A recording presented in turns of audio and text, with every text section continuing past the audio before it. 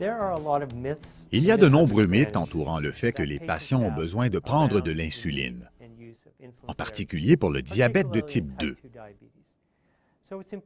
C'est pourquoi il est important que les médecins et les patients comprennent dans quel cas la prise d'insuline est appropriée et comment ce traitement peut contribuer à garder les patients en santé et à prévenir les complications tardives dévastatrices qu'un diabète de type 2 mal contrôlé a de bonnes chances de causer avec le temps. Pour traiter le diabète de type 2, nous insistons toujours sur le mode de vie parce que ça peut être bénéfique, quel que soit le stade du diabète d'une personne. Mais en réalité, la plupart des personnes diabétiques vont avoir besoin d'interventions thérapeutiques. Et ça comprend des médicaments pris par la bouche, comme des pilules qui aident le corps à produire plus d'insuline ou qui rendent l'insuline plus efficace.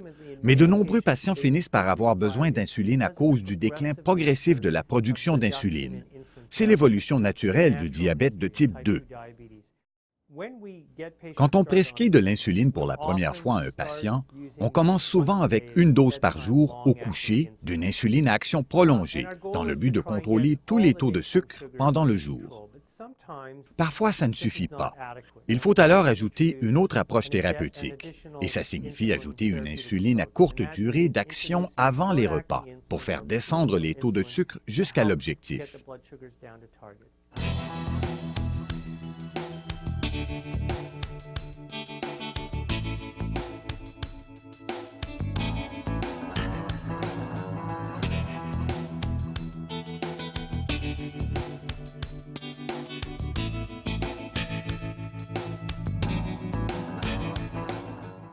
Selon l'étude IMPROVE, il s'est passé 9 ans en moyenne avant qu'un traitement par l'insuline soit prescrit.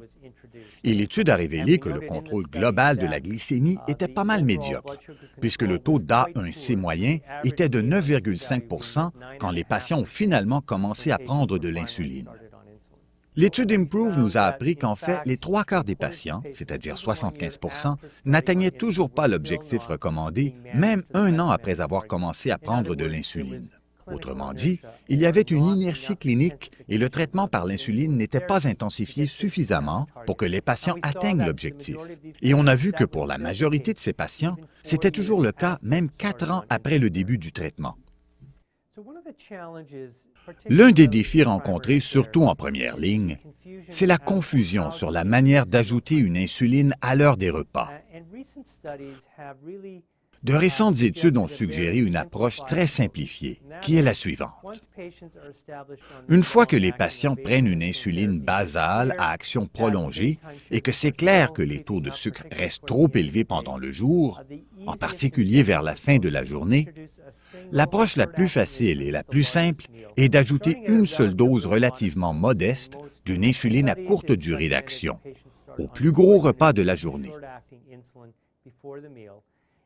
La plupart des études recommandent que les patients commencent avec 4 unités. La publication récente sur l'étude Stepwise porte sur une manière très simplifiée d'ajouter une insuline à l'heure d'un repas. Quand une insuline à action prolongée ne permettait plus de contrôler les taux de sucre d'un patient, une approche graduelle était de déterminer quel était le plus gros repas de la journée et de prendre alors une petite dose d'une insuline à courte durée d'action.